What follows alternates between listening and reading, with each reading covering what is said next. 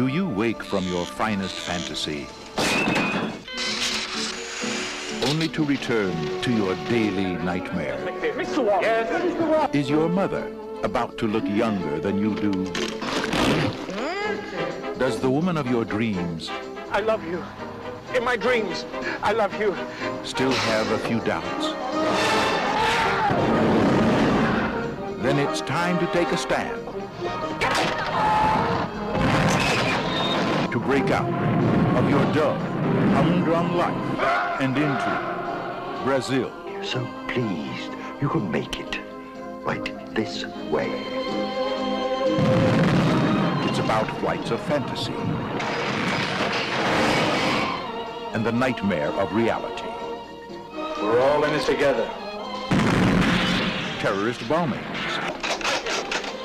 I don't want to get involved in anything unsavory. You trust me, Jack? and late-night shopping. True love You don't trust me? Trust you? Trust you? The man who hijacks my truck, loses me my job, has every security man in town looking for me? Of course I trust you. I was only trying to help. Yeah. and creative plumbing. There's a problem.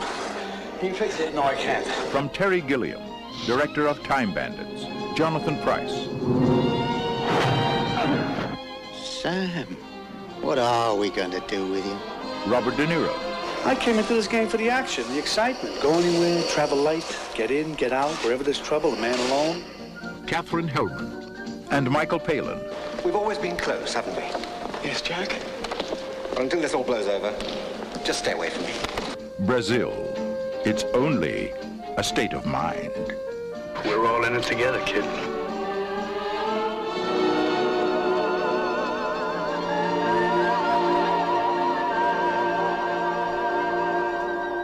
When twilight dims the sky above, recalling thrills of our love, there's one thing I'm certain of, return I will to old Brazil. Yo! Bucket Hat Poet. Party! Welcome to Movie Uppers. My name is Bob Sham. My name is Angela. The sounds you hear may be dogs and the bleak echoing through the chambers of industrial sickness all month long for this theme. Some bullshit tomorrow, in which we're talking about movies of the future, both near and far. Sometimes maybe alternate realities of what seems familiar here. And in today's movie, there's a similarity to RoboCop. This movie came out like 2 years before it, in which there just seems to be this technical industrial mediocrity. In this movie, it's even more of a feast for the eyes. The little gadgets, the tricks. It's just something that this director, our first discussion of this director, has always been very good at. But we are talking about the film Brazil from 1985, directed by Terry Gilliam, written by Terry Gilliam, Tom Stoppard, Charles McCone, and Charles Alverson, starring Jonathan Pryce, Kim Greist, Robert De Niro, Ian Holm, Michael Palin, Bob Hoskins, Katherine Hellman, who's Mona and who's the boss. Cinematography by Roger Pratt. Gorgeous. This movie was a hit in England. This is like an England-U.S. co-production, and it didn't quite make the budget in America, but with European success. Another 1984-esque movie. And what's funny is that was the intention of Gilliam to make a 1984-esque movie. I think he was developing this creatively leading up to the actual year of 1984. And of course, someone put out a movie called 1984. Mm-hmm. So he had to change the way he thought about it a little bit. But the 1984-ness is very apparent. Oh, yes. But this movie allegedly had a lot of other working titles going on.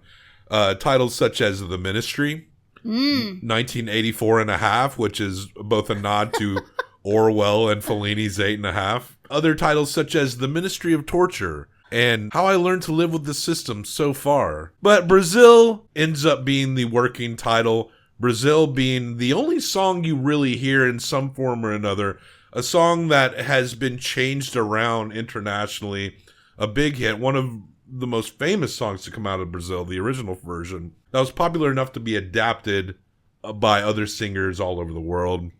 And the song itself seems like this you hear it played throughout these weird, bleak environments. This tether to like a hope and dream, this idea that something is going to be better soon. That we can all someday be happy again. Yeah. It's recognizing we're not currently happy. This is not nice. The song is a character in this movie. When the opening of this movie, playing that song, seeing the clouds, it sets you up as though it is going to be a fun, good time. Fantastical fantasy. Yes, it is. It is the fantasy. Brazil is the fantasy. This world could not be farther from anybody's fantasy. Anybody's fantasy. It's really well done. I love that aspect to it, especially when we get to the end.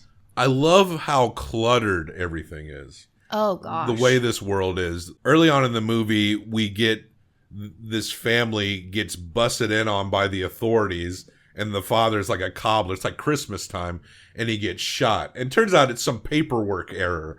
They thought he was a guy named Tuttle, but he's a guy named Buttle. He gets taken away. He doesn't get shot immediately. They arrest him, but they figure out that they've messed up. And the whole thing is that because they got the wrong guy, whatever they were making him do, because they torture you, there's these different divisions of this government Ministry of this and yes, that, just and like so 84. Information retrieval is ostensibly a torture torture department. unit. He gets tortured. They thought he could handle a certain level that Buttle couldn't handle because he had a pre-existing heart condition. And so they were pushing, they thought, Tuttle to his extremes, and by doing that, they killed Buttle. A part of the interesting details is when the authorities break in, they cut a hole through the floor. This movie almost feels like a cartoon in so many ways as well. But they cut through the floor and it cuts open. But if you look between the floorboards, you can see just wires and tubes and junk just in the walls of everything. A commercial we see at the beginning. I want to talk to you about ducts. Do your ducts seem old-fashioned, out of date? Central Services' new duct designs are now available in hundreds of different colors to suit your individual taste. Hurry now, while stocks last, to your nearest Central Services showroom. The more we learn about this world, these ducts are everywhere, and it's not only how air is transported, which is how it is in our reality. Paperwork is transported through ducts. Shit is transported through ducts. Yeah. Everything is sent around through ducts. And so you also get this feeling, thinking about the 1984, it makes sense because at the time when movies like 1984, books like that were written and conceived of, technology was so new that if you can beam a television show into my house, why can't you watch me in my house from somewhere else? So there's this... I think what's funny is that Gilliam admitted, at least around this time, that he had never read 1984. I love it. But they're movies that are But probably there much... are ideas in the zeitgeist, regardless. It's such a potent piece of cultural thing. The imagery in Alphaville also. That you know. Yes. You get it. You recognize it, even if you haven't interacted with it directly. I've you never understand seen it. the movie of 1984. Yeah, there's a few. But I've read the book. Apparently they're making a new one with Andrew Garfield right now. The entire time that we were talking about the movie prior to this, the last episode, if you heard it, The Trial. was The Trial. I kept thinking, were they to remake that now, Andrew Garfield would be the perfect Mr. K. He fits into... You're saying he's gay. I mean, he could be gay. He reads gay. Listen, He I don't kinda know. has No a little- judgment, but he could play that effeminate... That effeminate... I think you're onto live, something. His but overall girls look, want him. his lankiness. Yes. Interesting. It's so funny that's... Because he does. He makes sense to be sort of a... You'd be remaking the Orson trial. Like, I think the trial itself has been adapted, other people. Yeah, but we're talking about that spirit of Anthony Perkins. That's what you want to see carried forward. I think that Andrew Garfield could play a biopic of Anthony Perkins also. Our lead in this wild visual feast of a movie is played by Jonathan Pryce. Plays Sam Lowry. Type of guy. An ill society buried in bureaucracy, late stage capitalism. Consumerism is still a thing. There's one point where Santa's asking a little girl what she wants for Christmas, and she wants a certain type of credit card. Her own credit card is what she says. Like, there is still this aspect of consumerism, but it hasn't lent it to bringing any brightness to this world whatsoever. There is a person at one point because this is a Christmas movie. There's a person at one point carrying a sign that says "Consumers for Jesus." Yeah. Or "Consumers for Christ." In the U.S., that's so close to home. Absolutely. This notion, wrapping up your faith into capitalism, into consumerism, and getting all that muddled up together. I mean, if you truly respect religion, you'd want to separate it from that. But too many people who deem themselves faithful cannot help themselves. I mean, we've been propagandized this kind of shit our whole lives. Yeah. And the people in this world are under tremendous amounts of propaganda. I know we could probably talk about this movie forever, but there are moments that really stuck out to me. And it's important to note, as you mentioned flying at the beginning, that Sam, he gets lost in daydreams or actual dreams, and he envisions himself as this winged warrior who flies through. It's the most colorful parts of the movie. And often he is battling these baby-faced creatures, or perhaps like a steampunk-looking samurai to save this specific woman that he's been seeing in his dreams, with long blonde hair and nipples showing through sheer fabrics. But Sam, of course, works in this menial, bureaucratic environment. Yeah. He's actually a part of the bourgeoisie in the sense that his mother keeps trying to get him in on nepotism, and he keeps everybody. We find out later that I didn't recognize her until halfway through the movie because she starts out looking very, very old, because there's this whole thing. So there's the whole thing about information and what is information and what are you trying to get out of people, right? And then there is appearance. There are battling plastic surgeons. There's these two guys, one guy who stretches you, the other guy who puts acid on you. He ends up killing a woman. But every person that you meet, every woman, there is a comment about their appearance. A very common still from this movie you may see is when Katherine Hellman's character is getting her face stretched as she's having a procedure done with Mr. Broadbent. And Ian Holm is this he's scared of his own shadow. He's constantly nervous that his overseers that he will fail or something in his job, and he desperately wants Pryce on because he's doing all the work for him and making him look good. And he has an entire factory, is how it feels. They're all on computers, but it feels like a factory. Everyone's moving and bustling. He constantly wants to talk to Lowry. He's always calling him into his office. He is desperate that Lowry not ever leave him. And Lowry has turned down promotions that his mom has gotten him in the past. He turns down this newest promotion as well. He goes and sees his mom. He's pissed at her. He says, "I am happy where I am." No one wants to believe him that he's happy. But his thing is he doesn't want to get entrenched in all the other bullshit of it. He's found a niche where he's comfortable. And he can daydream at his desk, and that'll be fine enough for him. But then he starts getting uncomfortable. So he starts becoming uncomfortable because, first off, his house will not cool down. He's having issues with his heat, so he contacts the department that Central Services that takes care of that. And the man who comes to his house intercepts the call. And a man named Harry Tuttle shows up at his house. It's the same name except the last name as the guy who got abducted at the beginning of the movie. And he comes in and he's there and he fixes his heat. He's not really part of the Central Services. And that this guy just goes around like a rogue agent being helpful and helping to repair people's problems. And when he says to him, well, why don't you just work with Central Services? He says, This whole system of yours could be on fire, and I couldn't even turn on a kitchen tap without filling out a 27B/6. Bloody paperwork. I suppose one has to expect a certain amount. Why? I came into this game for the action, the excitement. Go anywhere, travel light, get in, get out, wherever there's trouble, a man alone. Now they got the whole country sectioned off. You can't make a move without a form. I don't like paperwork. And when he leaves, we see him exit the scenes a couple of times, and he zip lines like down into the city. It just looks. I'm not sure. I mean, Terry It's very Gilliam. cool. Terry Gilliam was the American dude in Monty Python. Mm-hmm. He was responsible for a lot of the animations and stuff that we saw in there. This guy is a seasoned. He has his own unique take on visual effects.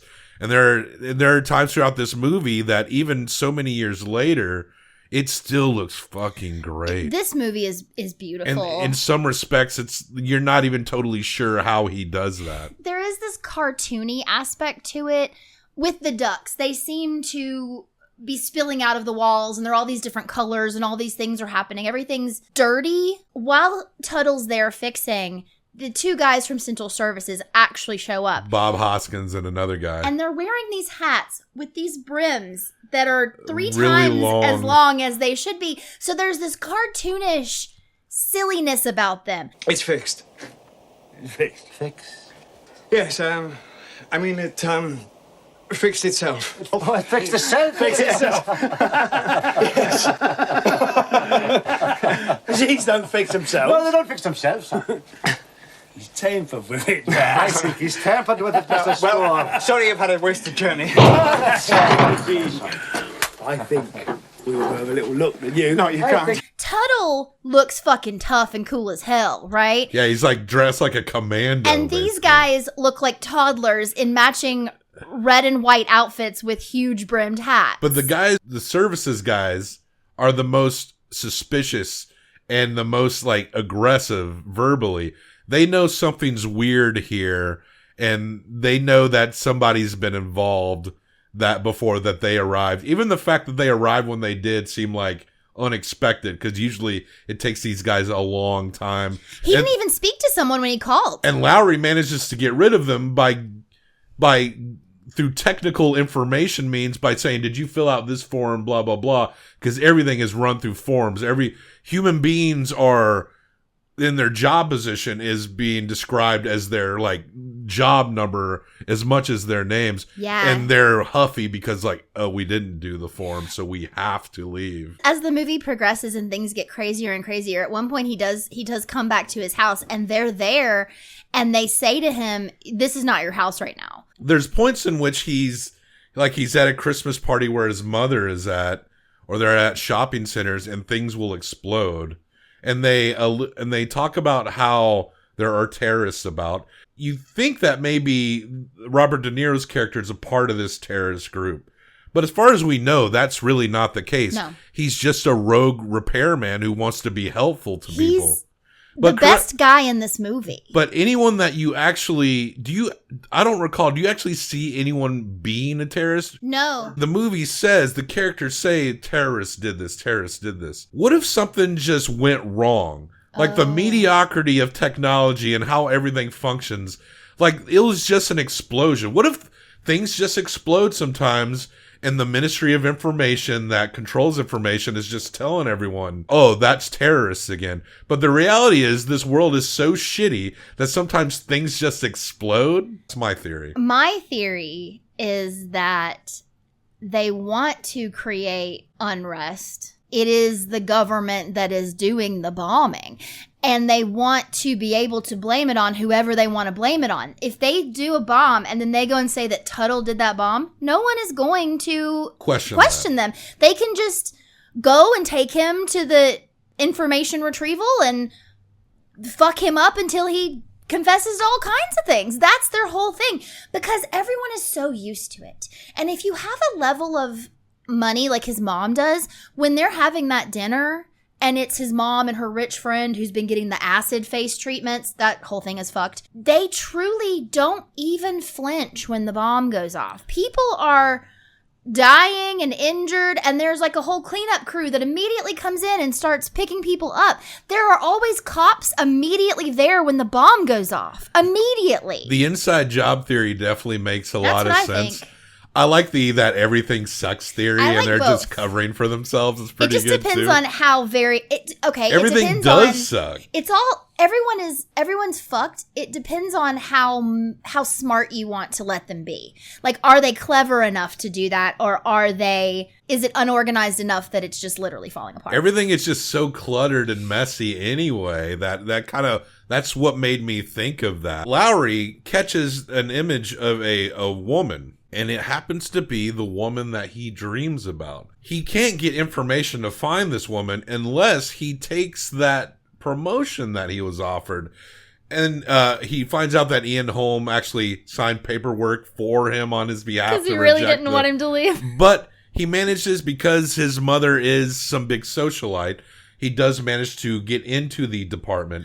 And we find out that the man who's in charge of information retrieval department, and ostensibly he could be in charge of multiple of these departments. He's pretty high up, the guy in the wheelchair. He was partners with Lowry's dad. Yeah. So that's why his mom has so much influence, is that at some point when Lowry's dad was still alive, he was co-running the show with this guy who's in charge now. And he has a friend who's played by Michael Palin who works for the information retrieval department. He has to he's sharing this weird office. There's so much. This movie's a visual feast with a lot of little things. Everything is very tongue-in-cheek, bleak but funny, with so much creativity. It is unreal the way Gilliam's mind works. Like, Absolutely. just the way he executes it.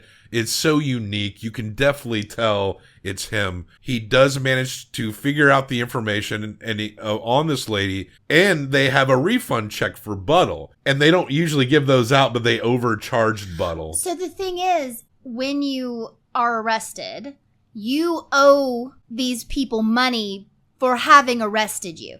And then the longer it takes for them to get information out of you, the more your bill keeps going up and up and up. They make a point at some time, they say, the longer you don't tell us the truth, you're just ruining your credit. Yeah.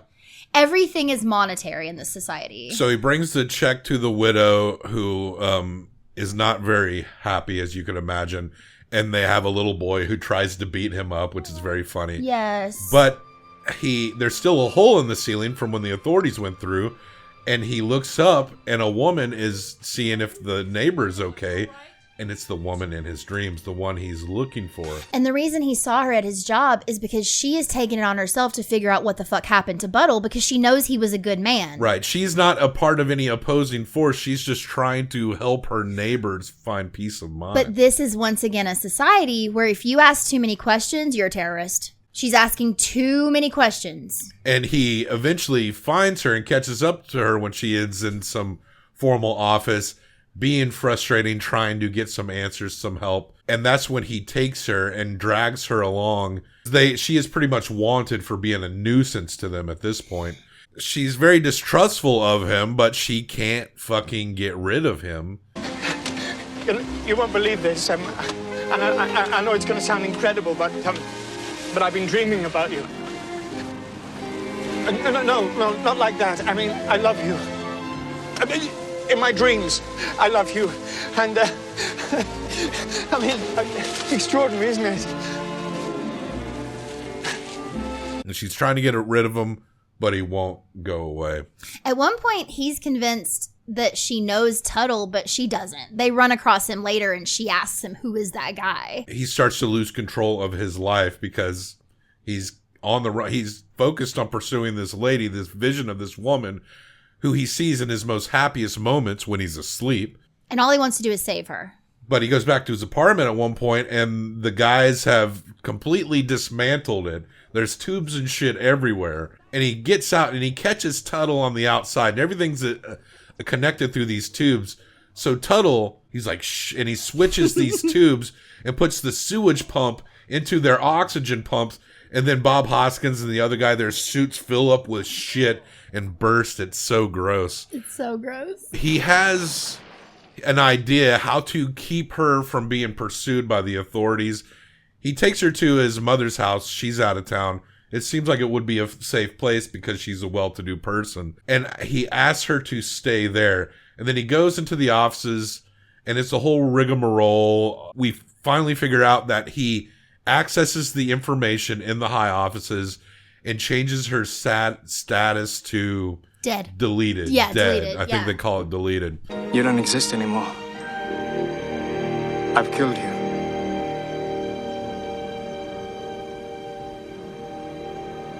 Jill Layton is dead.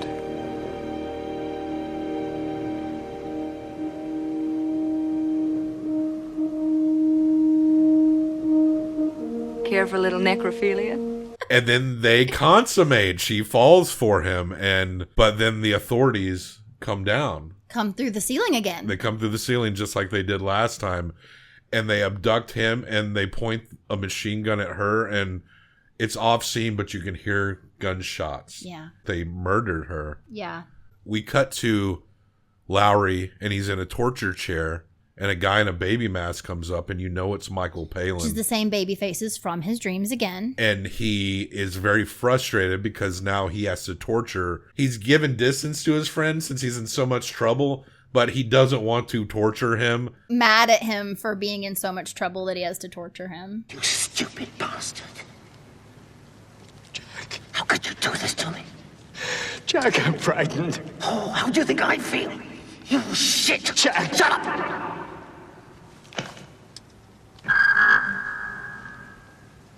This is a professional relationship.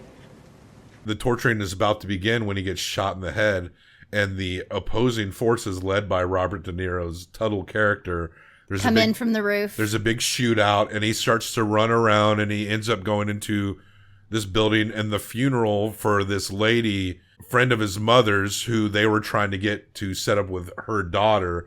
The acid lady. The acid face lady. She has passed away, and there's a point where he's still being pursued, and he falls through the coffin, and his mother looks like his girlfriend for a second. And it becomes very surreal. It's very surreal, and you realize that a lot of this probably isn't real. And he makes his escape with Jill Layton is the name of the girl of his dreams. They're in the cab of her truck once again, and her arms around him. And it cuts back to him in the torture chair. His old boss and Michael Palin are there, and he is completely gone. He's gone. Oh.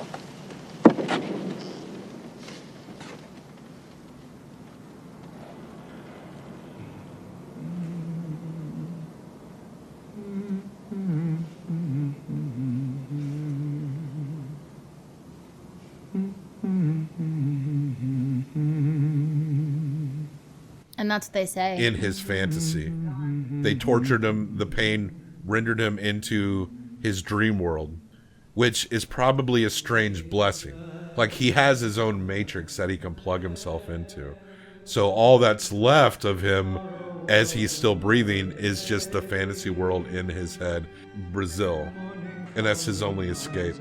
This movie is interesting because it's funny at the same time. The shots are great. The sets, the visual pieces, there's so much going on. You can garner so much from this movie on multiple rewatches. And the movie tricks you into thinking it's going to end on something that's going to actually be very optimistic. That there's going to be hope for Lowry, that love is going to conquer here. It implies that they escape and set up this house and have animals and a garden. Like, it's fully fledged. As far as I'm concerned, paradise. Like, I would love to live there with you. And this place where he now is, but he's trapped inside his mind. The only paradise he has to settle for, the one that helps him cope with this completely shithole society, is the dream in his head that he can get lost in. Yeah, it's sad, but in a way, the main character is happy in the end, because in his mind, he's in that world, even if he literally is not in that world. And eventually they'll probably just kill him, and he's not dreaming at all. The overall tone, the cartoony nature, the way this movie is set up and how it goes all the way through, it just makes that last bit just gut punch you all that much harder. Pretty devastating. I feel like I'm going to cry right now. It was very upsetting. Even though it became surreal and fantastical, I wanted it so badly to be real. And that's Brazil by Terry Gilliam from 1985. We're going to give this one 1 through 5 each combined for best out of 10. When we were watching it, you had some criticisms of how his love interest in him kind of came together. Oh, she like hated him and then all of a sudden was like, I love you. And it's fine, but I think that criticism makes sense. Yeah. It's something that seems indicative of older movies as well. And it does seem like the influence of classic noir is also in this movie. Yes. Especially with the way all of these men dress and stuff like that. But if I'm going to... it's at least a 4.5 for me. It is at least that for me, too. So we're saying at least Brazil is a solid 9. Is it an S tier? I wish I'd seen this when I was younger because I think this movie would have had a very profound effect on me. Gilliam's other films would. Yeah. But this one probably would have been even deeper, I'm sure. Gaze upon it. It is now an S tier. Terry Gilliam's Brazil from 1985 rests between Stanley Kubrick's Barry Lyndon and Lars von Trier's Breaking the Waves. It's at least as good as those, if not better. It's been a very critically acclaimed week this week, and Ian Holm will appear again before the end of the week. Ian Holm is the MVP of the week. Of the week. Oh, well, of this month, we'll say. Sure, why not? And rest in peace, Ian Holm. Check the shows for links to other places to find us. Like, subscribe. Let us know what you think of Brazil or any Terry Gilliam movie. What did you think of this one? A lot of fun and a lot very devastating at the same time. Some bullshit tomorrow rolls on. I'll see you tomorrow.